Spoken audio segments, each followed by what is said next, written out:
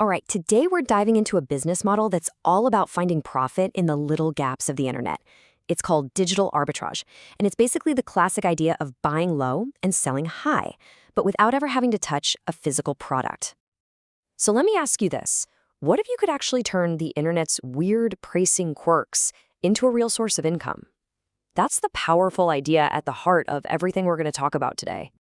So here's our game plan. We'll start with what digital arbitrage actually is. Then we'll explore 3 different ways to make a profit, cover the must-have strategies for success, find the best places to do business, and finally, we'll get real about the challenges you need to watch out for. Okay, so first things first, what is digital arbitrage? Honestly, the best way to think about it is like you're on a modern-day treasure hunt for profit.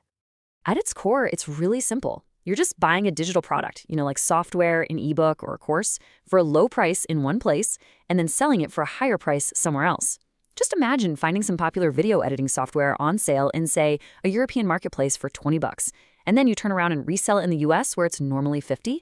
That $30 difference, that's your profit. You're basically a digital merchant, spotting value that everyone else just scrolled past. But you might be wondering, why do these price caps even exist in the first place? Well, they're not random. They're actually created by pretty predictable market forces. Things like currency rates changing all the time, different platforms having different fees, or even just a good old-fashioned flash sale that creates a short window of opportunity. And the process itself, it's like a simple, repeatable engine. Step 1, you spot a price gap. Step 2, you buy low. Step 3, you sell high. And the final, super crucial step is you have to account for any platform or transaction fees to make sure you're actually walking away with a profit. So how does this idea actually become a real business? Well, there are basically 3 main paths you can take to make money from it. First up, we've got affiliate arbitrage. Now, with this model, you don't actually buy or sell a single thing yourself. Instead, you're more like a matchmaker. You pay for ads that send people to a product using your special affiliate link. If the commission you make from a sale is more than what you spent on the ad, bingo, that's pure profit. Now, the appeal here is pretty obvious, right? You don't have to deal with any inventory, and there's huge potential for passive income. But the flip side is that it's super competitive. You're in this constant battle to tweak and optimize your ads, and you're always at the mercy of the ever-changing rules of ad platforms like Google. All right, path number 2 uses price search engines. Think about it for a second. These are the websites people are already on when they're actively hunting for the best deal. You can place your ads right there, and when someone clicks through and buys, you get a commission. It's a fantastic strategy because you're meeting customers at the exact moment they're ready to buy. This approach is definitely lower risk since you're not making your own product, but your success really hinges on your technical skills. You have to have a solid grasp of search engine optimization, or SEO, if you want to stand out in what can be a very crowded space. Our third path is a pure numbers game based on website traffic itself. Here's how it works. You buy traffic from one place, maybe a cheap ad network, and you send all those people to your own website. Then, on your website, you have higher-paying ads from a network like Google AdSense. The entire business model is just making sure the money coming in from AdSense is more than the money going out to buy that traffic. This method is a really delicate balancing act. If you get it right, it can scale up incredibly fast and generate passive income. But you're constantly managing razor-thin profit margins. One wrong move, and poof, your profits can disappear overnight. Okay, so knowing the paths is one thing, but actually walking them successfully, that's a whole other ballgame. So now let's get practical and look at the core strategies you absolutely need in your toolkit.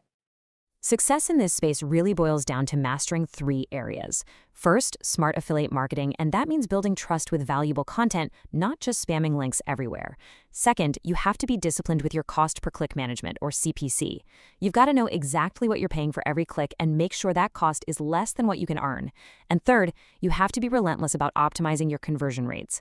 That means A/B testing everything, your ads, your images, your landing pages, to make that journey from click to purchase as smooth as possible. Okay, so you get the what and the how. Now for the where. Let's dive into the main marketplaces where these arbitrage opportunities are just waiting to be found. First up, the absolute giant of e-commerce, Amazon. Its massive catalog makes it a goldmine for affiliate marketing and flipping digital products. The one thing to know here is you've got to be careful.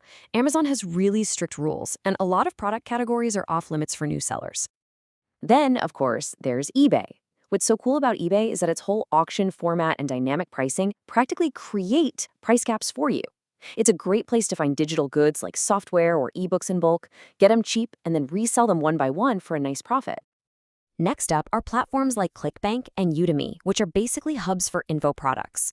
ClickBank is famous for its high commission affiliate offers, while a place like Udemy is perfect for promoting online courses, especially if you can spot a really popular one when it goes on sale.